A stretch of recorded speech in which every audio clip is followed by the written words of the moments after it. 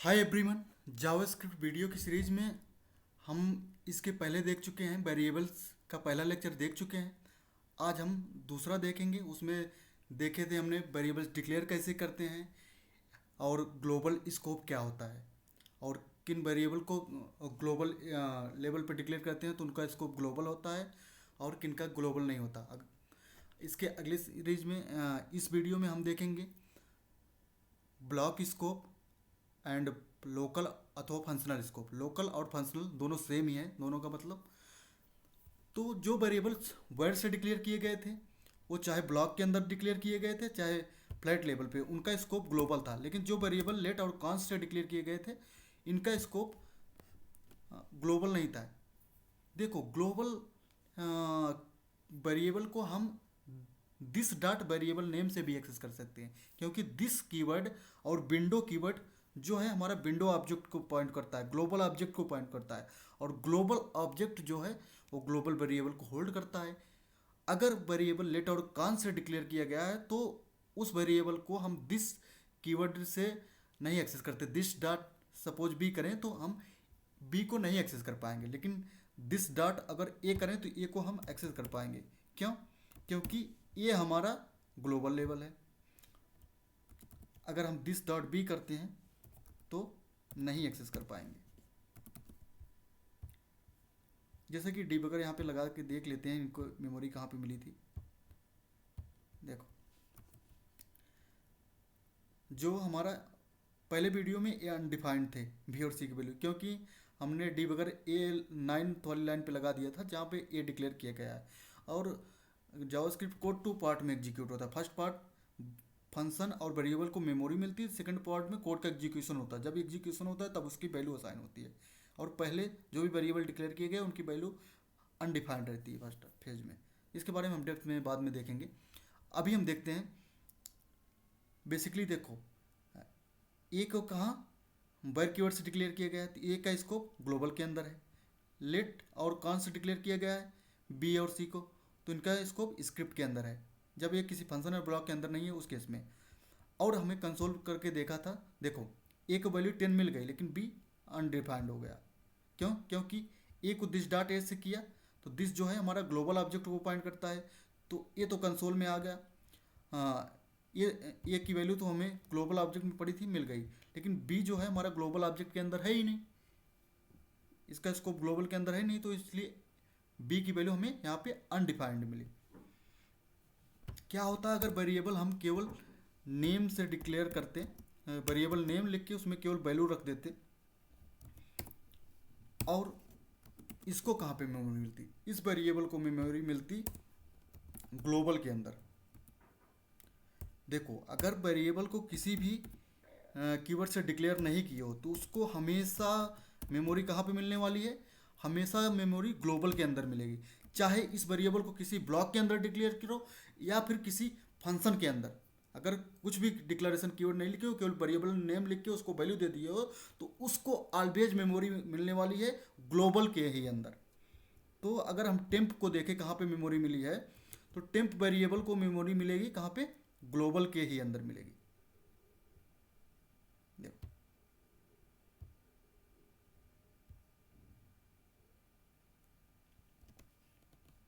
Repress करते हैं। देखो, बी और सी को तो स्क्रिप्ट के अंदर मिली है। टेम्प को, नीचे होता है ग्लोबल के अंदर। ये हमारा ग्लोबल ऑब्जेक्ट है। इसको एक्सपेंड करते हैं, इसमें नीचे जाते हैं।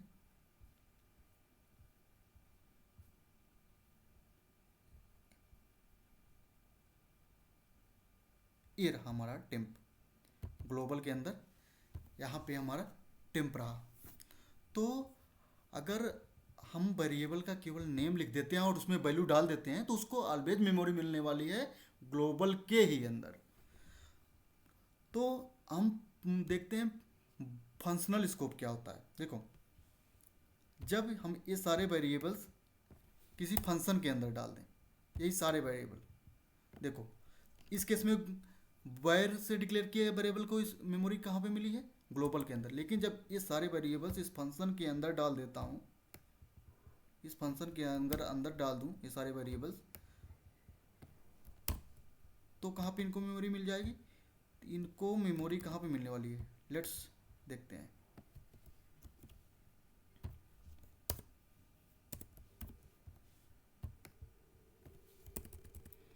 वेर को मिलेगी तो फंक्शन के अंदर, लेकिन बी और सी भी इस ब्लॉक के अंदर है। अगर एक कर्ली ब्रेसेस स्टार्टिंग और एंडिंग को मानो ब्लॉक, तो ये भी इसी ब्लॉक के अंदर है, तो बी और सी को भी इसी ब्लॉक के अंदर ही मेमोरी मिलेगी। और टेम्प को तो अभी भी मेमोरी कहाँ पे मिलेगी, ग्लोबल पे मिलेगी। कॉल कर देते हैं फंक्शन को, जब तक कॉल नहीं करेंगे ये फंक्शन एग्जीक्यूट नहीं होगा। तो फंक्शन को कॉल कर लेते हैं और देखते हैं इसको मेमोरी कहाँ पे मिलती है। पहले तो कंसोल में रन करके देख लेते हैं। देखो कंसोल में सारी वैल्यू प्रिंट हो गई होगी। क्यों क्यों ये नहीं हुई, क्योंकि अब देखो ए को दिस डॉट ए किया कर रखा था यहाँ पे, ये ग्लोबल प्लेस पे होता तो ए की वैल्यू प्रिंट हो जाती, लेकिन अभी भी क्या आ रहा है, ए की वैल्यू क्या आ रही है, अनडिफाइंड आ रही है। रीजन, ए की वैल्यू अनडिफाइंड क्यों आ रही, क्योंकि इस समय भी ए को मेमोरी ग्लोबल के अंदर नहीं मिला है, यही रीजन है। कहाँ पे मिला है, फंक्शनल के अंदर। इस केस में जब फंक्शन के अंदर हमने वर कीवर्ड से वेरिएबल डिक्लेयर किया तो इसको मेमोरी फंक्शन के अंदर मिली है, तो इसको फंक्शनल है। इस केस में ये ग्लोबल प्लेस पे नहीं है, इसलिए इसको इसलिए दिस डॉट ए से ए वेरिएबल एक्सेस नहीं हो पाया। तो सिंपली हम ए करते हैं, तो अब क्या हुआ, ये कंसोल में हमें मिल जाएगा। देखो डिबगर को ऑन करते हैं, सारी वैल्यू प्रिंट हो गई 10, 20, 30, 50। यानी अब देखते हैं हमें इनको मेमोरी कहाँ पे मिली है ना। वैसे तो देख लिए, लेकिन यहाँ पे देखते हैं मेमोरी इनको कहाँ पे असाइन है। देखो यहाँ पे डिबगर लगा दिए हमने इस लाइन पे, और वीडियो को रन करते हैं। देखो लोकल के अंदर, देखो लोकल, मैंने कहा लोकल और फंक्शनल दोनों सेम ही होता है, तो दोनों का मतलब सेम ही होता है।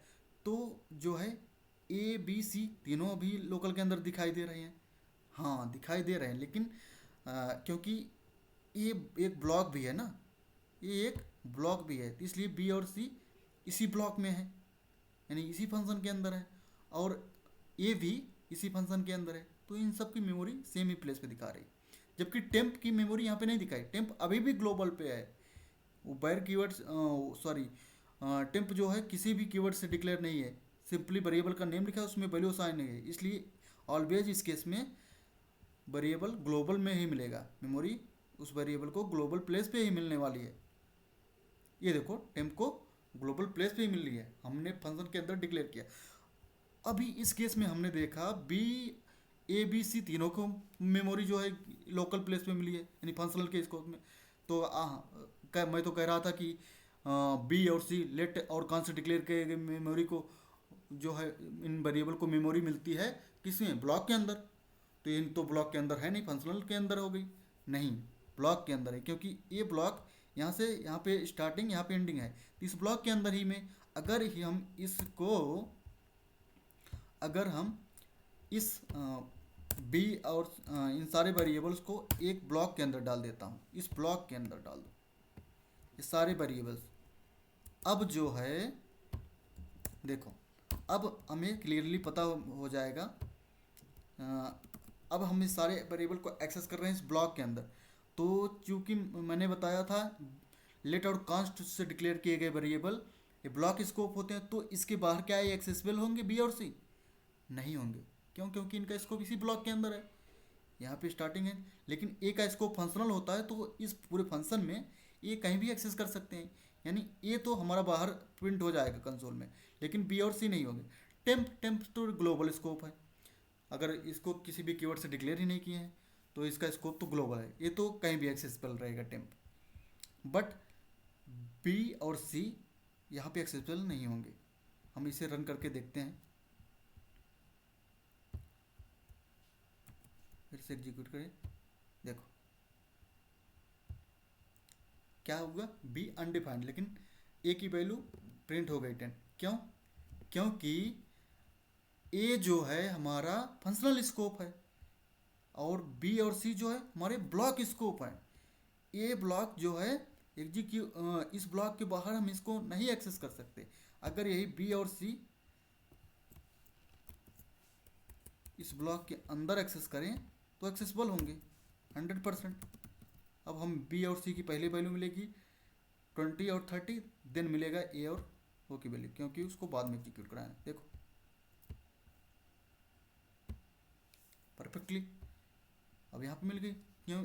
इसका मतलब जो है लेट और कौन से डिक्लेयर किए गए वेरिएबल का स्कोप ब्लॉक होता है, इन्हें इस ब्लॉक के बाहर नहीं एक्सेस किया जा सकता। अगर हम इसको स्कोप देखें यहाँ पे डिबगर लगा के इनका स्कोप देखें तो अब स्कोप हमें एग्जैक्टली पता चल जाए। देखो पहले क्या था, ए बी सी तीनों लोकल के अंदर था।